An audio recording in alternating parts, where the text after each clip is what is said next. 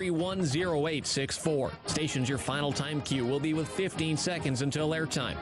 Mark, 15 seconds until airtime.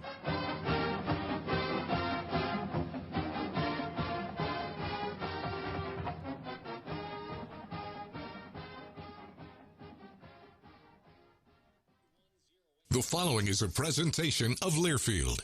Welcome to Duck Insider. Our whole athletic department, there's a level of expectations of success. Throw, catch, touchdown, Oregon. He can run and slam. He's back out for a three. Left wing is good. In the air to center, back at the wall. It's out of here. Really excited that we get to rep our Ducks and hopefully come back to Eugene with some championships. Indoor track and field national champion. Oregon repeats as the Pac-12 champion. And for the fourth time in the last 6 years, the Ducks are Pac-12 champions. We have so many teams that are excelling right now, and it's really fun to be a part of.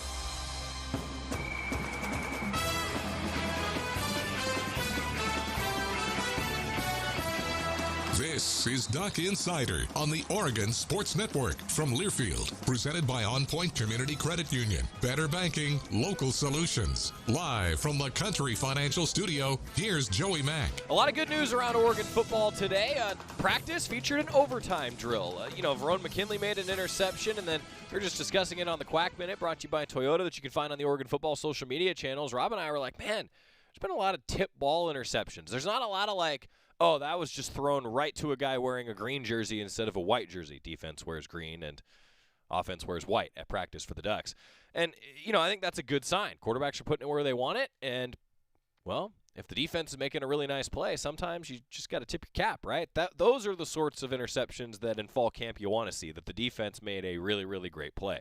That's what we were talking about a little bit today, and we saw some of that during the overtime drill at practice. One guy who has impressed, Seven McGee, the Oregon running back. He really, I think, has flashed.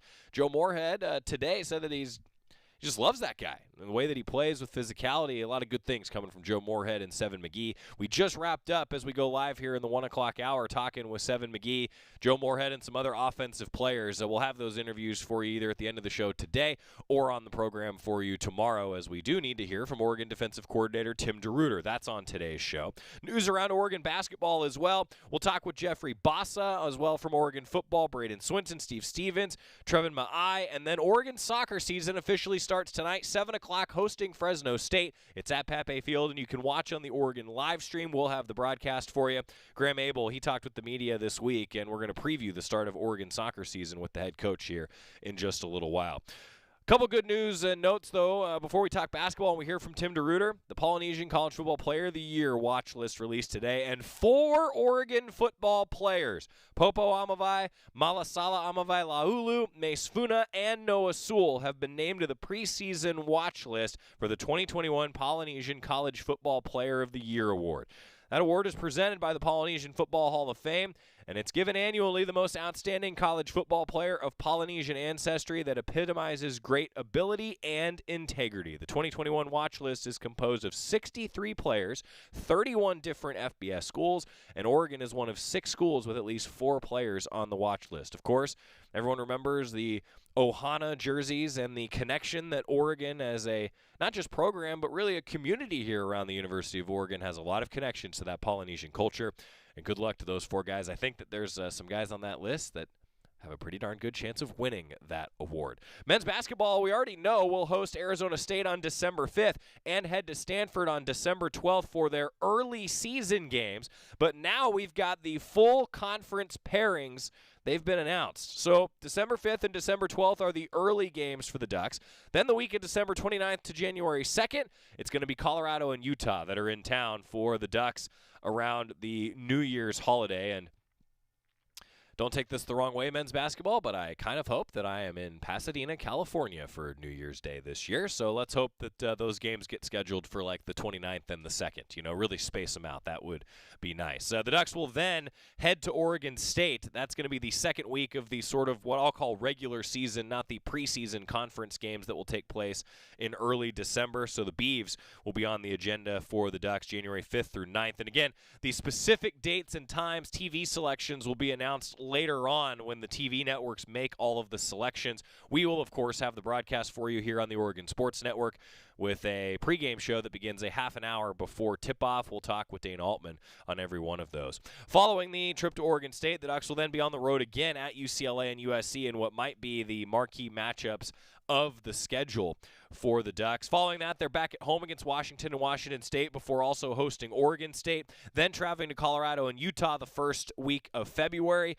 Cal and Stanford will be at home for the Ducks in the second week of February. Then the Ducks will head to the desert, Arizona and Arizona State. They will host UCLA and USC, and I think that my odds-on favorite might be that the winner of that UCLA game at Matthew Knight Arena may very well win the conference this year, but we'll find out. That's just my early season prediction.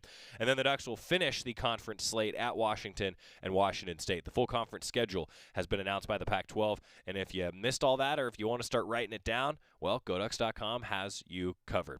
Tim DeRuyter yesterday, the Oregon defensive coordinator, met with the media, had some good thoughts.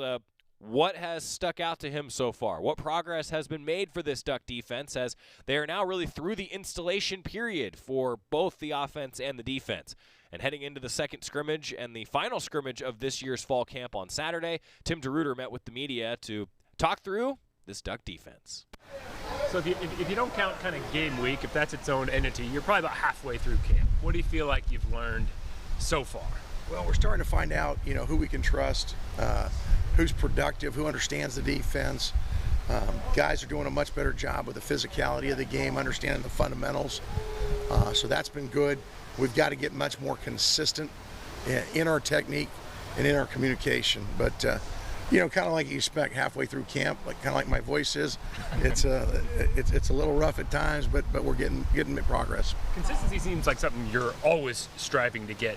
So if that's really the big focus for you right now, is that kind of a good thing? Does that say you're kind of on course? You're always striving to be 100%. You're probably never going to get there, but that's the standard. And guys got to understand that standard won't change. And getting guys to communicate, getting guys to understand where the fit is with the guys around them is really critical to our defense. And the more you do reps, the more plays that we see from Coach Moorhead's offense, he can really stress you at times and stress your rules. And so our guys need to be put under that crucible of stress. What do you get out of these competition reps? It sounds like you guys are trying to get more of those every day. Yeah, you can't just talk about football. You got to actually go out and experience it.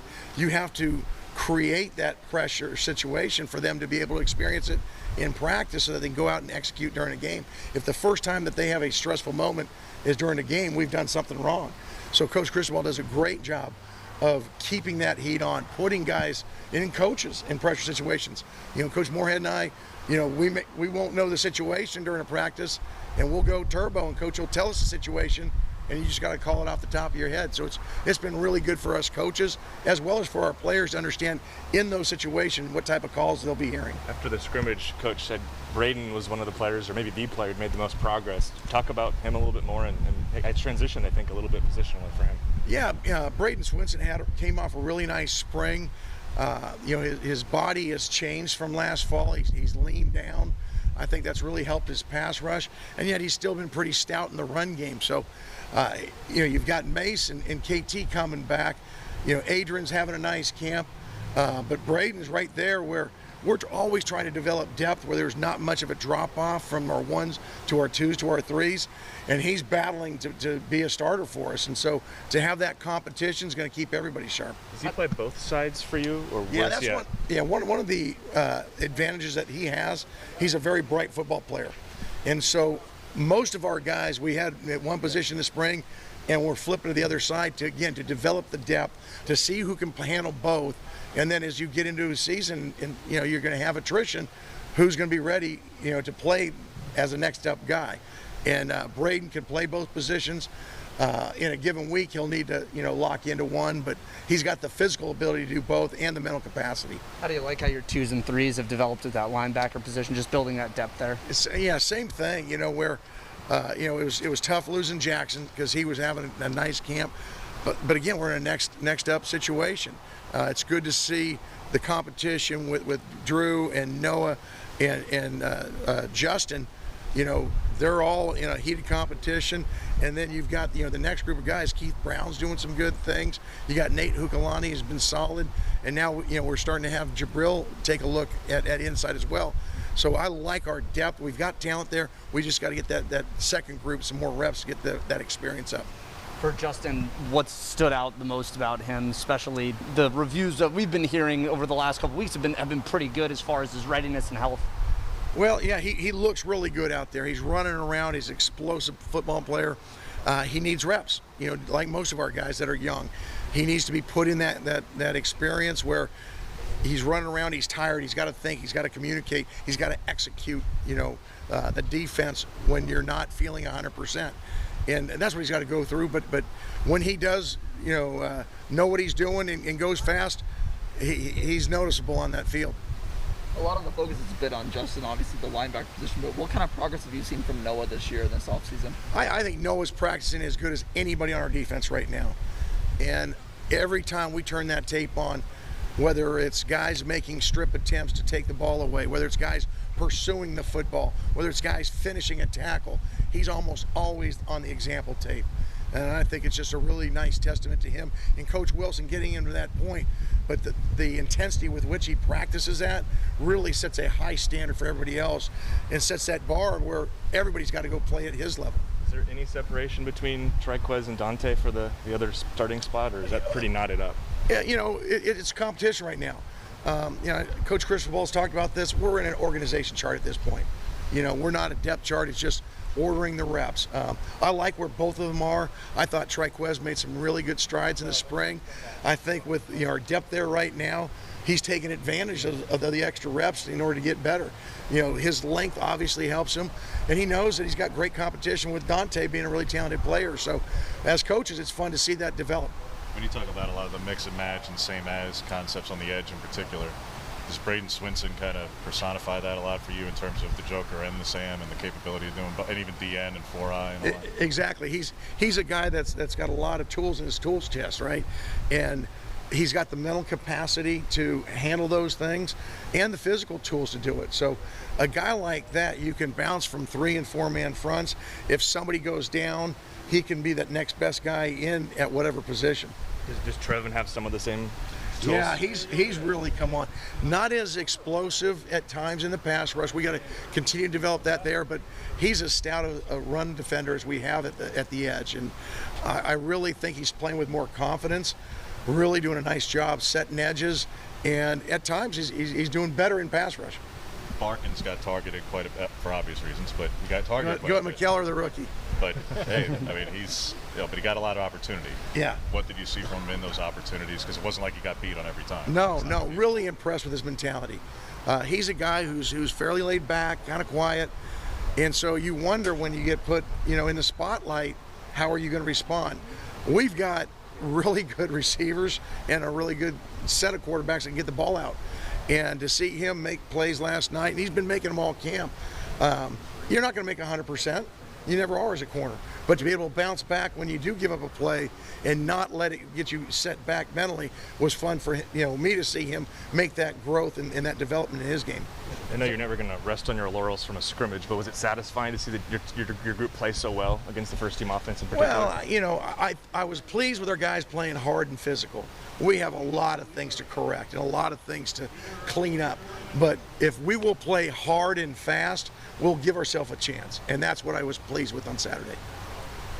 How have you handled just on that edge position when you had 3 of the top 4 at Sam out in one way or another, last week? I know a couple of them come back, so that's part of it, but just have you just dealt with, is it a lot of just co-teaching and both positions, or how do you handle it? Yeah, and what you do is you got to continually develop depth. Football's a game of attrition. It's next man up mentality. And so, when you've got older guys, that have some tweaks, younger guys get extra reps. And so it's really helped the development of those young guys. We got a chance to see, what Buck could do. Get a chance to see what Terrell Tillman can do. They're not ready for prime time yet, but it's, I think, really further their development because they're getting those extra reps.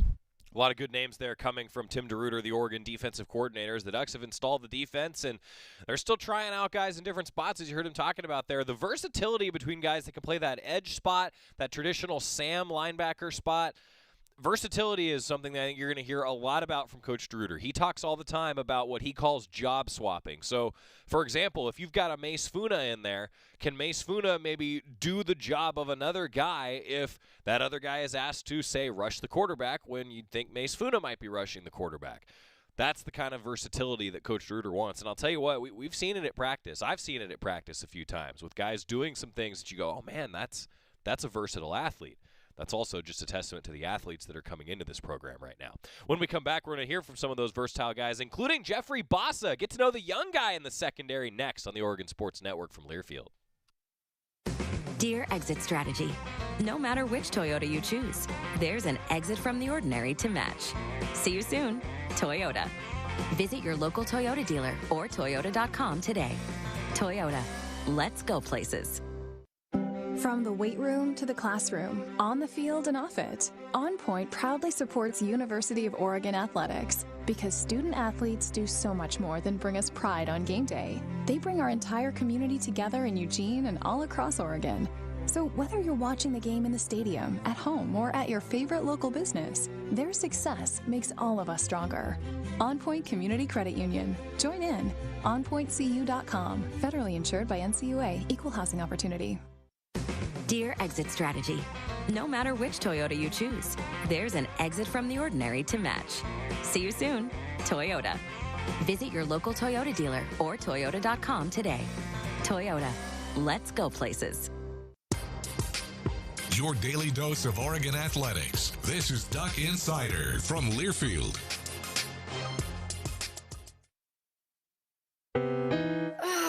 Steven. Who said that? Me, down here. Ugh, what are you, a yellow booger? I'm a banana slug, Steven. What are you doing in my room? I'm your sense of adventure. It's been a long time since we've had an adventure in the forest. Mom took me to the forest last year. I'm a slug, Steven. It took me a long time to get here. You're right. I should get out. Yeah, the forest is not that far away. Hey, Mom! Come to the forest where the more adventurous you lives. Check out discovertheforest.org for cool places nearby. Brought to you by the U.S. Forest Service and the Ad Council. From the weight room to the classroom, on the field and off it, On Point proudly supports University of Oregon athletics because student athletes do so much more than bring us pride on game day. They bring our entire community together in Eugene and all across Oregon. So whether you're watching the game in the stadium, at home, or at your favorite local business, their success makes all of us stronger. On Point Community Credit Union. Join in. OnPointCU.com. Federally insured by NCUA. Equal housing opportunity.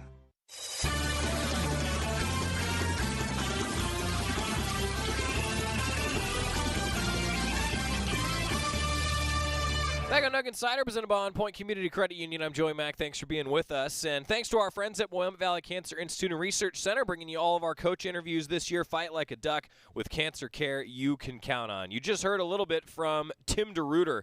Man, I'll tell you, I just really enjoy listening to Tim DeRuyter go through the way that he coaches this defense. And you're seeing, this is a guy who has had so much success in his coaching career now with these athletes. He has said that he thinks that this might be the most deep group that he's been a part of. One of those guys coming in who's already pushing for maybe some time to play is Jeffrey Basa, 217-pound, 6'2" freshman out of West Valley City in Utah. He's playing safety. He's wearing number 20. He's a four-star recruit coming in, and, man, I think the Ducks, they're pretty excited about what Jeffrey Basa brings to the table. He met with the media yesterday. You feel like you've adjusted to the college level since getting here? Really, I'll just say the speed of college level compared to high school. It's really, you're playing with a lot of, the top guys, especially at Oregon. You play with the top guys every day. You're going against the best competition every day. So I feel like it's just really the speed of the game. You were, a really diverse player in high school. How do you did some special teams work as well? How do you feel that kind of has benefited you now that you're at Oregon? I feel like it's really shown off how much I can move, and just showing the coaches that I'm you can really put me in different positions, and I can get the job done. How has spring ball helped you have the camp that you've had so far? A lot of players have talked about your impact. How much did getting here early allow you to be in this position that you are right now? I feel like that's helped me a lot because coming in, learning the playbook, going through the fourth quarter program, and just getting along with the coaches and stuff like that, just getting used to the college environment, going through classes has really helped me a lot since, now I can go through fall camp, comfortably and, play just like how I want to, knowing the playbook. been, I guess, your biggest adjustment to this level of football? I'd really just say the knowledge of the game, because Coach Yates has taught me a lot, in the back end, and it's way different than high school for sure. Is there anything technically that stood out that Yates kind of talked to you about that was maybe like a light bulb moment of that big difference between high school and college? Really just everything in the back end, because in high school, I kind of played that nickel spot, but I really didn't know like the back end like he has taught me. So I just really say, just everything in the back end. What's been the biggest challenge a little bit, but just what's the difference of slot receivers at the high school level and going up against the guys that you're going up against in practice right now? I would for sure have to say the speed and the amount of skill that they have, because here at Oregon, I'm going against the best receivers every day. I'm getting better every single day. So. Are you moving it all around on the defense, or is it just back end right now? Right now, just the back end. Yes, sir. What are some areas that you're hoping to grow your game going into this season? Just make an impact on the team, really. Just really come in here, learning from all the guys in the safety room, and then from Coach Yates as well, and just being on special teams and doing what I can do to help out the team. What's maybe different in your skill set compared to Bennett, who on one hand is obviously from experience, that's a difference, but in terms of your skill sets, he comes down and hits a lot in the run. What do you say are some of your biggest traits, biggest strengths? I like to say, since I'm really a bigger defensive back, I would really like to say my physicality and the explosiveness for me being able to change direction and come downhill, and take on the block. How would you describe the safety room this year that the Ducks have? Really explosive. We really got some noise to make this year, and it's going to be a special year. One of a couple of guys now that started to come to Oregon from Utah. What is it about Utah players having interest in Oregon and just the success that this program's had recruiting that area? I'd really just say the culture here, what Coach Cristobal has really made, is really different. It's really different, and he really loves his players. So I feel like with us coming from Utah, I feel like it really helps us. Just we're fitting in with the culture, and we're just trying to become great every day. Is that an area where a lot of association to Oregon football, like you go to the Bay Area or Southern California, there's a strong contingent of Duck fans or people that grew up following the team. Is that the same way in Utah as well? Yeah, just a little bit. Well, yeah, just a little bit, because with Utah being the Utah Utes, so yeah, I'd say just a little bit. I talked to Mario a couple days ago about some of the guest speakers that he's brought in to talk to you guys. Just kind of want to get the players' perspective there. What have been some of your takeaways from the people that have come through so far? It's been really great for Coach Cristobal to bring in those people and talk to us. I feel like it's really made a huge impact on us, and just really changed like some people's mindsets, and it's really touched some people. With just a couple of days ago, we had Phil Beckner come in. He really good speaker, and we appreciated him, and he came in with some great things to say to all of us. So it's really good. Cool stuff. Getting to know Jeffrey Basa a little bit. I loved what he was saying about why some inroads have been made into Utah as a fertile recruiting ground for the Ducks. You're seeing more and more of that. Today's show brought to you by our friends at Hoodoo, longtime supporters of Oregon athletics. Let's stay in the secondary. We're going to hear from Steve Stevens, a guy who's really, kind of gone through the journey to getting an opportunity to start. He was behind a couple guys that are like Javon Holland now in the NFL. Not too bad, right? Well, for Steve Stevens, he's best friends with Verone McKinley. Verone McKinley's an established leader in the secondary and really for this entire roster. Steve Stevens now, his roommate, going to be playing with him, he hopes. Kind of cool just seeing a guy like Steve Stevens who's been in the program, paid his dues, and now it looks like he might be a big-time contributor for the Ducks. Let's hear from Steve Stevens. How close you and Verone are off the field help that kind of chemistry back there together when you're on it? Oh yeah, Verone, that's it's my best friend off the field. I'm always hanging out with that guy all the time, so it's like it makes it really easy being back there with him at the same time. We're able to communicate, we understand what we do best, what we do. We understand each other real well. So, how much time do you guys spend just talking about like football and how you guys work together just away from all of this? I know you guys are out here all the time, but even when you head back, is that kind of the focal point of a lot of conversations? Endless hours of just talking football. Even we still talk to Javon a lot of the time too.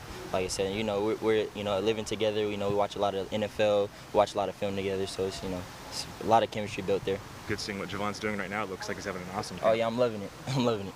Is it strange to have come in with him, and now like your timelines diverged quite a bit. Yeah, you know, it is definitely strange. You know, like you said, you know, everything's in God's hands. You know, everyone's time is different. So you know, it was Javon's time. He came here, handled business, and now you know it's time to get out. So shoot, I feel like it's my time. You know, show up and handle business. When you were talking about kind of what you're trying to do in your very first answer, it was very much the basics. Yeah. So are you trying not to press, not try to do too much, even though there is a great opportunity in front of you? Are you trying to remind yourself, just take care of the basics and everything will take care of itself? Yeah, literally, like you said, we're big on focusing on the little things, and you know, there's really no little thing. Everything's a big thing at the end of everything. So, like I said, just focusing on my alignment, assignment, technique, communication. You know, my film study, just the basics, and then you'll be fine when you get to the field. Is it fair to assume the communication when you and Barone are together on the back end is pretty good? Yeah, it's really well, really well. Is there a way you trained that before actually getting on the, like, is this something you've been working on before actually practicing it out on the turf? Yeah, so you know, I've been here a while, you know, so it's like over time you kind of just learn and understand how to communicate with your teammates when you're on the field. You know, being a safety, you know, you're the quarterback of the back end. So, you know, a lot of guys like Jordan Happel, him transferring over, I learned a lot from him, you know, the way he communicates, and I just really picked up on a lot of different things just over time. You are a veteran, but new coordinator, new position coach. Yeah.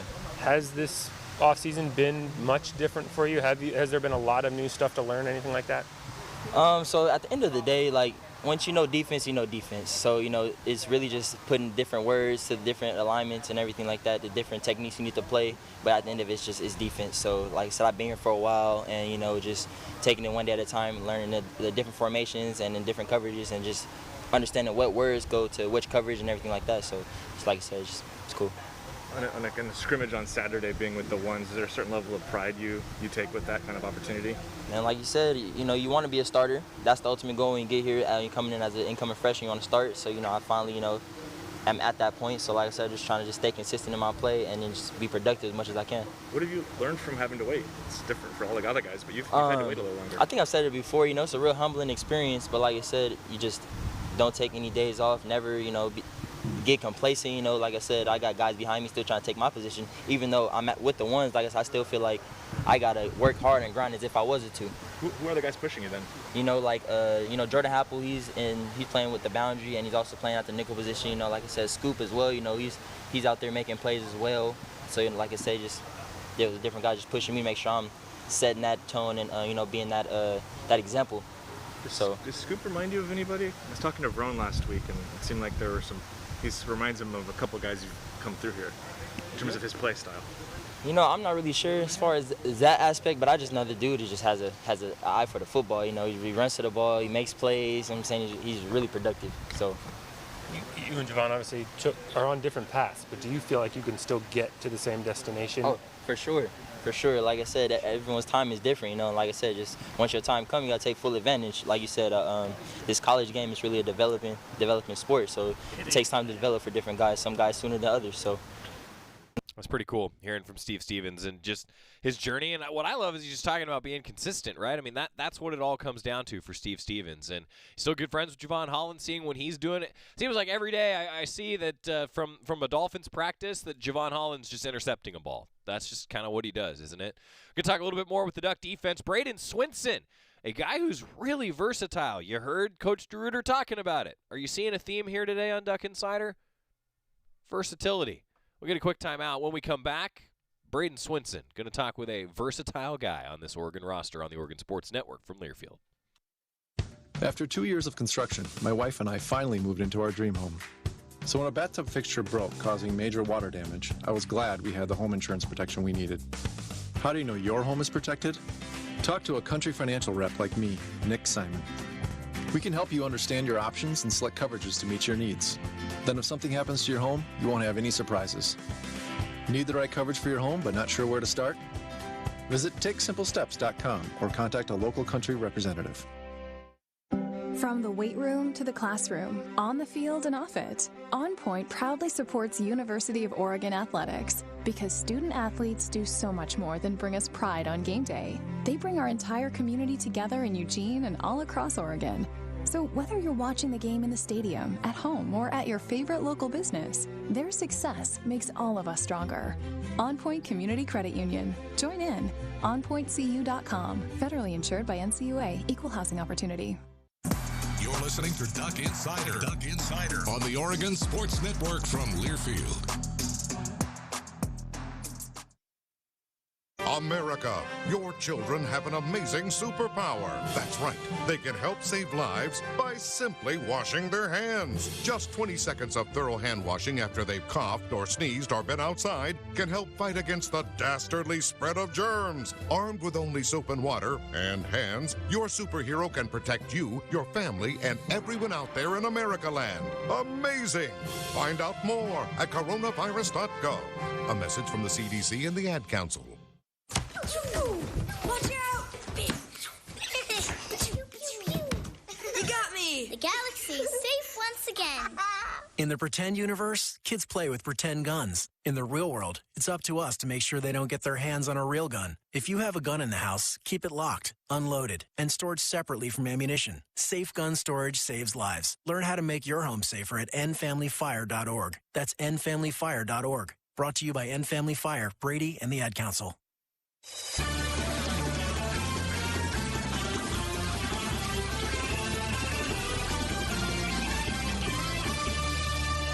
Back on Duck Insider, presented by On Point Community Credit Union. We're in the Country Financial Studio. Oregon soccer coming up tonight, 7 o'clock start. You can watch it on the Pac-12 live stream. Our buddies at KWVA, the student radio station, will have the call both for the live stream and on radio. Gotta love it. Our buddies at KWVA doing a great job. We'll introduce you to a lot of them over the course of the year. I like to keep that connection going because any sport that I'm not doing or Terry's not doing or Jerry's not doing, the guys at KWVA are going to have you covered. So Oregon fans, covering you on pretty much a lot of bases. We're going to hear from Graeme Abel, the Oregon soccer coach, previewing tonight's season opener against Fresno State in just a little while. First, though, continuing with football, as the Ducks wrapped up a full padded practice this morning. They'll be in helmets tomorrow, and we'll have another Quack Minute brought to you by Toyota. Braden Swinson, we've heard a lot about him. He has, I think, really started to come into his own maybe the last week or so. You know, it's funny, I was watching practice today with Jorgie, with Mike Jorgensen, and he noticed Braden Swinson. That was a guy that Jorgie kind of looked and went, man, yeah, he can do a lot of different things for the Ducks. He's listed as a defensive end out of Douglasville, Georgia, 6'4", 234 pounds, wearing number 44. As a freshman last year, appeared in all 7 games as a true freshman. I think there's a good reason why. He can do a lot of different things for the Ducks. Let's hear from Braden Swinson. Braden, we've seen you line up at quite a wide variety of positions. Do you feel most natural at any one particular, from 4-eye to 6 to 9 to, since you can do it all, do you just say you do it all? I feel very comfortable because my coaching staff, they put me in a spot where I can feel very comfortable in everything I do. And they put me in a great spot to where I can just learn my ability, as of recently just cutting down my weight. I feel good at what I'm doing, and I'm doing whatever the team need me to do. Wherever they need me to play, I'm there. What are you playing at now? Weight-wise? Weight-wise, 244, 245, around there. How would you describe just that off-season training of cutting that weight down, getting leaner and stronger at the same time? It was a grind. But I also want to show appreciation to my teammates and my strength staff because they took time in and they told me if I do this will be a big step for you. So I really appreciate them for that, and I listened, and they got me to a better spot that I'm at now. How different does that feel just in the first couple of days of practice when you're getting back into playing shape and you realize, man, I'm a lot lighter and shiftier here? Like back when I first came here when I was 280 and everything, moving around, like trying to move and everything, coming back out here at 240, you flying around, you feel good. I felt great out there. I was like, ooh, I can move a little bit more than I used to. So everything felt great. Is that all basically because, like, in the old defense you were playing a little bit more 4-eye, I guess, and maybe even quasi-tackle, and now you're much more on the edge? I was already on the verge of losing weight in the old defense, so it was already a plan that was already set down for me from my strength coaches and everything. So I already lost weight and everything. How has this new defense with Tim kind of helped you, I guess, find that role, though, as you have shed weight? Now you're able to find some places, and he's able to utilize you in a way that plays to the strengths. The defense is great. It helps everybody. The defense is set up, and it's setting up everybody. It's just not just for one position group just to make plays. It's for everybody to make plays. And I really like the defense. It really brings out, it really shows your athleticism that you have and the teammates have. When you're at practice, you're seeing your teammates flying around and everything, making plays with their players and everything. It just feels great. How has it been different just for you in terms of, schematically? Is it more like a player-friendly defense? What is it about it that you like so much? Our defense, it's more about just 11 hats to the football. 11 hats to the football, and everybody playing hard. Like that's really all it is. It's a good scheme, and it's all about playing hard and physicality. That's all it is. You know the culture. You know the culture. Physicality, run to the ball, and everything. Braden, how do some of the demands of the edge position maybe differ from what you did in high school? It's very more fundamental. It's very more fundamental. Like in high school, you usually coming upfield. I'm just now learning how to, when I'm escaping the block, not to go upfield. I'm learning to stay tight to the line and everything. So the coaching staff, they're really making improvement. They really made improvements with the whole outside linebacker and D-line room, and how we're just like using our hands and footwork and everything. They're just making a big jump about just using our hands and everything. And then even though last year was a shortened season, what were some of your takeaways as far as your growth as a player?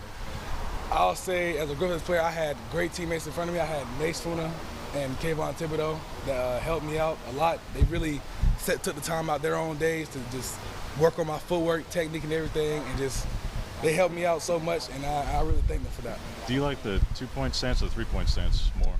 I like that 2-point stance. It's because I've been 3-point stance my whole life, so I'm not really used to it. But then once I got in a little 2-point stance, I said, "Ooh, this is a different world out here." I like that. With KT going to draw so much attention, possible double teams, what can you say about the opportunities you and your other teammates are going to have in winning some one-on-one battles? It's just about all of us making plays. It's just not about just one person. So we're not really focused on that. We just focus on being 1-0, and then just everybody just playing for each other and working hard. Can you just expand a bit on Mason Kayvon's kind of mentorship to you and what that looked like, just sort of day to day? It's staying after practice. We're the last, I'll say after practice, they'll stay after with me. Me and Mace stood after when I needed help with learn how to play the run defense and everything. He stayed after, took me through a few steps, learned how to use my hands. And with my pass rush, KT helped me with everything, like helping me bend, had me working on my hips and everything. So just the off season, we just had a whole lot of time to just work on just fundamental stuff, and it just made me a technician. Go back to your recruitment for a minute, Braden. Yes, sir. How do you chalk it up as far as, did you consider yourself overlooked? I mean, you're out of the Atlanta area. You're at a 4A school. You're the Defensive Player of the Year. You had 25 or 29 tackles for loss as a junior, and yet you were ranked a 3-star. So did you feel like you were an overlooked player in high school? I was just thankful for the opportunity just to have the chance to be ranked in anything, and just the opportunity just to be where I'm at now. So I'm just thankful for all that. I'm not really into that type of stuff. I'm just thankful for the opportunities that I have. That's an easy guy to root for, isn't it? That's Braden Swinson, a guy who's played all over the place for the Ducks. I think we're going to continue to see that in Coach DeRuyter's defense. I'll tell you, he jumps out to you because of the fact that you see him doing so many different things in a play. Like, he'll drop back into coverage sometimes. He'll be rushing the quarterback sometimes. He's in run support. I look at him sometimes on the field, and I have to double check, that was Braden Swinson, right? Yeah, that was him, just because he's doing so many different things. When we come back, we're going to switch gears, talk a little bit about Oregon soccer. The season begins tonight. We're going to hear from Oregon soccer head coach Graeme Abel next on the Oregon Sports Network from Learfield. As my family continued to grow, I realized I'd have to replace my beloved Jeep with something that has, more seats. I'm Jason Hines, Country Financial Rep and father of 7. Whether you're upgrading from your sporty ride with no room for a car seat or finally replacing your well-loved beater that still has a cassette player, you'll want the right protection for your new car.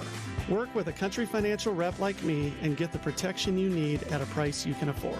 Learn more at TakeSimpleSteps.com or contact a local Country representative. Uh-oh, Brad's buzzed. Oh, yeah? Yeah, he's starting with the woots. And now a speech. I just want to say that friendship is about heart and brain. Who's with me? Good thing is, he knows when he's buzzed. And my brain is saying, when it's time to go home, somebody call me a ride. Love that guy. Me too. Know your buzzed warning signs? Call for a ride when it's time to go home.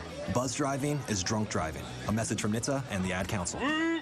This is Duck Insider, presented by On Point Community Credit Union on the Oregon Sports Network from Learfield. Okay, forest animals, kids are coming to the forest, and it's up to us to make their visit a good one. Sparrow, have you practiced the most popular bird songs for the year? Of course. Catchy. I like it. River, how's the temperature? It's a refreshing 52 degrees, man. I love it. Turtle. He's not here yet, man. He's late every morning. Okay. Squirrel. The forest has been preparing just for you. To learn more about cool things to do in the forest, visit discovertheforest.org. Brought to you by the U.S. Forest Service and the Ad Council. Tom has been a teacher for over 40 years. One day, I think one of the students had asked the question and he didn't remember the answer. And I also noticed that he was letting his class out earlier than they were supposed to let out. I was really starting to worry. Levi and I talked about how it would change our lives, but he was there beside me. When something feels different, it could be Alzheimer's. Now is the time to talk. Visit alz.org/ourstories to learn more. A message from the Alzheimer's Association and the Ad Council.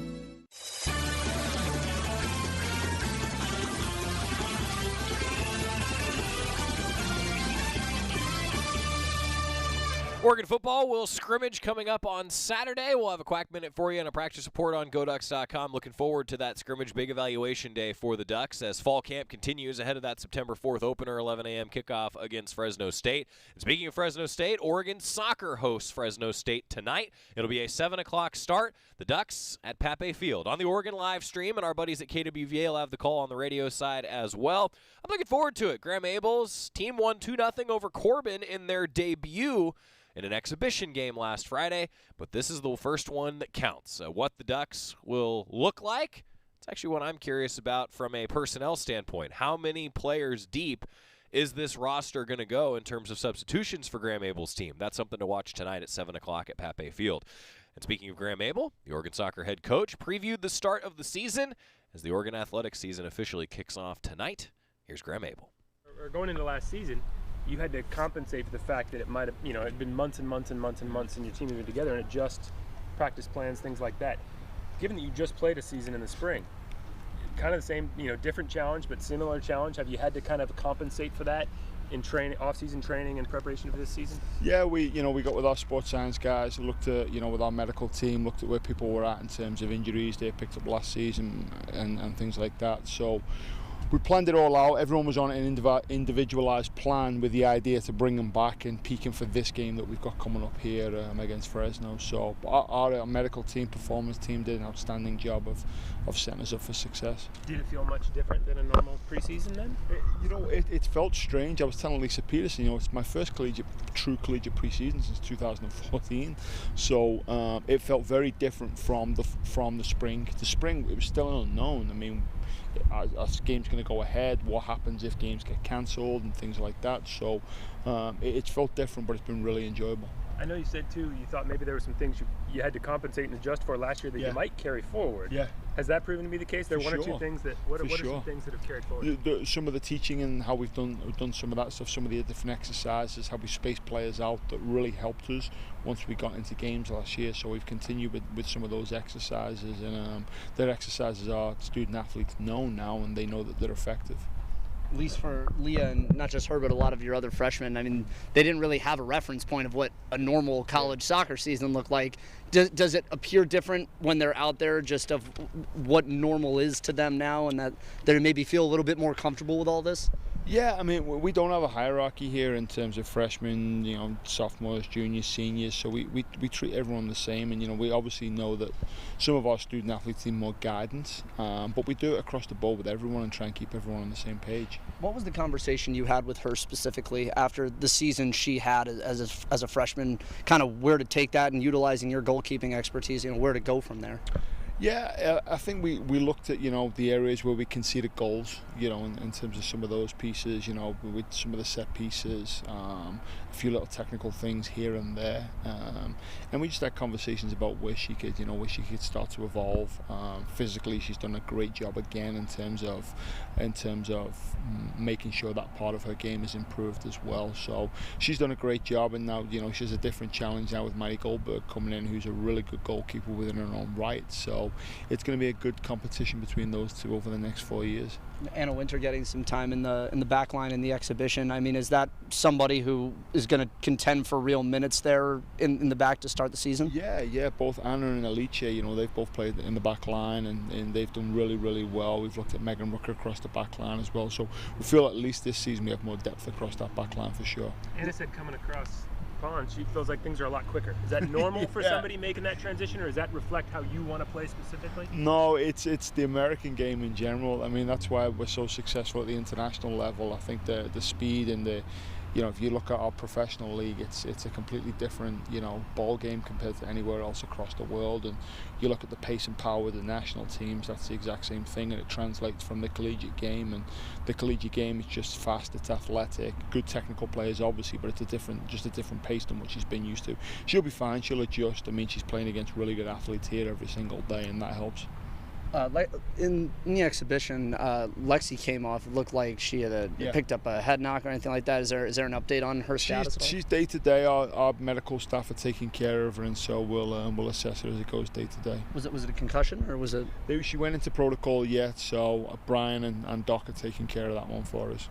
Ali said she's feeling some pressure as a goal scorer, particularly as well as the defense played last year. She wants the offense to complement, and she feels some pressure. I'm sure you don't want her playing with too much pressure, but hearing her say that in light of the game the other day, and it took a while to break through, but then she did. What was that match like for her? Did you sense pressure building on her to back that up, and then was there relief when she did it? She's a really driven young woman.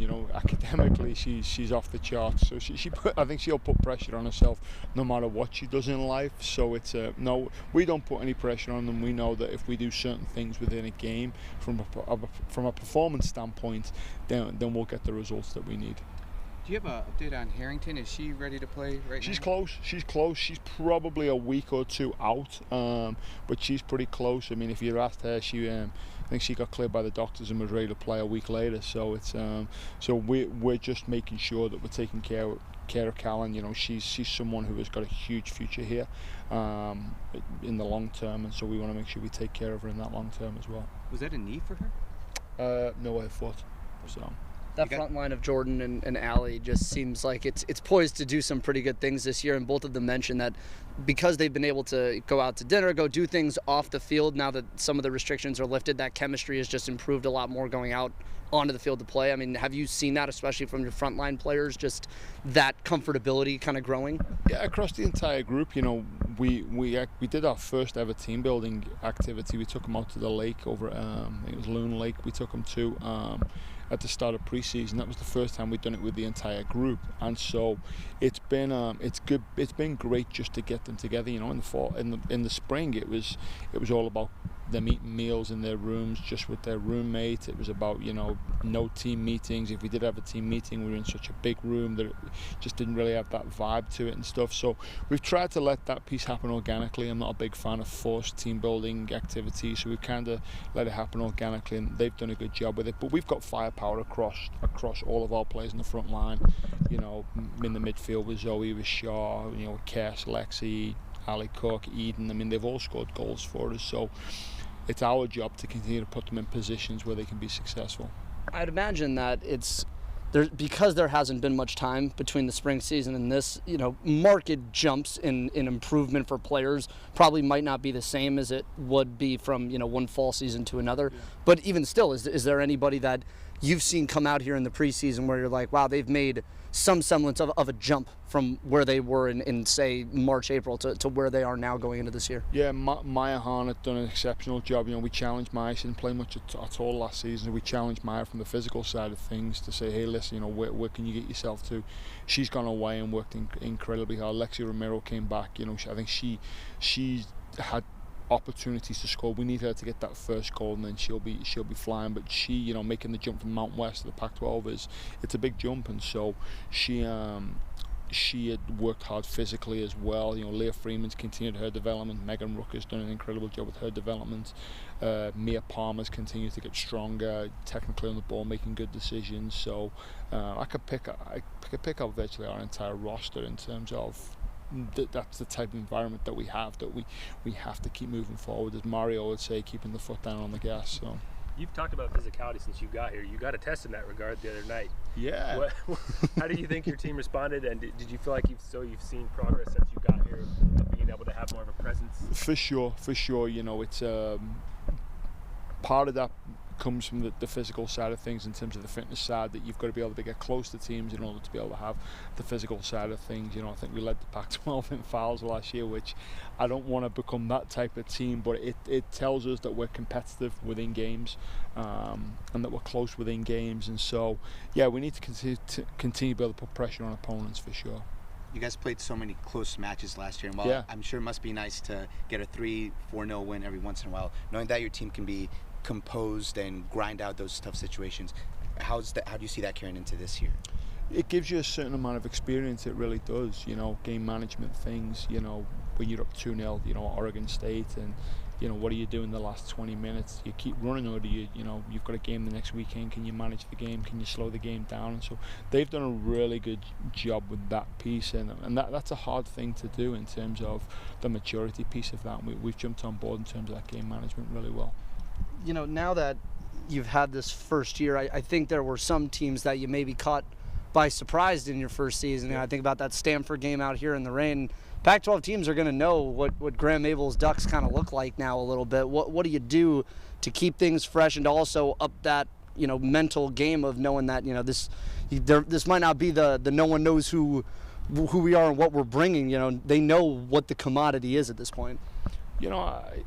It's across the board from our staff through to our student athletes that we have to make sure we prepare our student athletes a certain way. We're not going to prepare them any differently than we did last season. We prepared them, the way we expect to going forward, and that's covering every single detail. And they have to understand now that no one's going to take us for lightly. And so we have to make sure that we're ready to go straight from every kickoff and to get after it. And teams might not wait for 15 minutes to then try and get after it like it maybe happened last season in a few games. So again, it'll be another learning piece for us, but I know a piece that the group are excited about. I'm just excited to watch this team in action. Graeme Abel's Ducks tonight, 7 o'clock against Fresno State. The season begins. Year 2 for Graeme Abel after that spring season. Now a regular fall season for the Ducks. I'm really looking forward to it. We'll have the broadcast on the Oregon live stream for you tonight, and our buddies on the student radio station KWVA will have the call on both the live stream and on their radio station for the audio audience as well. All those links are available on the Oregon Soccer social media channels and on the Oregon Soccer schedule page, where you can always find all the info you need for each individual game around Oregon athletics. When we come back, we're going to hear from one of their newcomers and get to know someone who came across the pond to play soccer for Graeme Abel, Anna Phillips. We're going to hear from her next on the Oregon Sports Network from Learfield. Hi, welcome to the Spicy Drive-In. May I take your order? Can I get the spicy chicken sandwich, please? The spicy chicken is an excellent choice, sir. And to drink? Whatever's fine. Oh, may I make a beverage pairing recommendation this evening? Sure. If we are feeling especially bold tonight, sir, I would recommend the Mountain Dew with that. It's bravely unrestrained with a very alive aroma that pairs wonderfully with your spicy chicken. It's followed by a hint of zesty citrus flavor. Yeah, that sounds amazing. I'm sure you already know this, sir, but remember to appreciate the nose first by giving the Mountain Dew a little swirl to really volatilize it. What? To change the flavor compounds and activate your taste buds to get them fully primed for that chicken sandwich. It's delicious. Now you're getting the hang of it. The muscular flavor-charged characteristics of Mountain Dew make for an absolutely epic mouthfeel when paired with spicy cuisine. It is quite on point, sir. Dude, it's a perfect match. Like they were made for each other. So true, so true. When you want to make good food bolder and bold food better, do the Dew. More Duck Insider coming up on the Oregon Sports Network from Learfield. Okay, man, this is your time. Maybe you didn't choose this, but you're here now. You're gonna go out there and be an all-star caregiver. Cook, clean, be there emotionally and physically. You gotta dig deeper. Drive them to physical therapy, doctor's appointments, because that's what caregivers do. Don't give up. Show the world that you're tougher than tough. Caregiving is tougher than tough. Find the care guides you need at aarp.org/caregiving. Brought to you by AARP and the Ad Council. To some, the sound of a baby babbling doesn't mean much, but that's not true. They're testing out vowels and consonants and trying different sounds. And by 12 months, their babbling is beginning to take on meaning, especially if there's no babbling at all. Little to no babbling by 12 months or later is just one of the possible signs of autism in children. Learn more at autismspeaks.org. Brought to you by Autism Speaks and the Ad Council.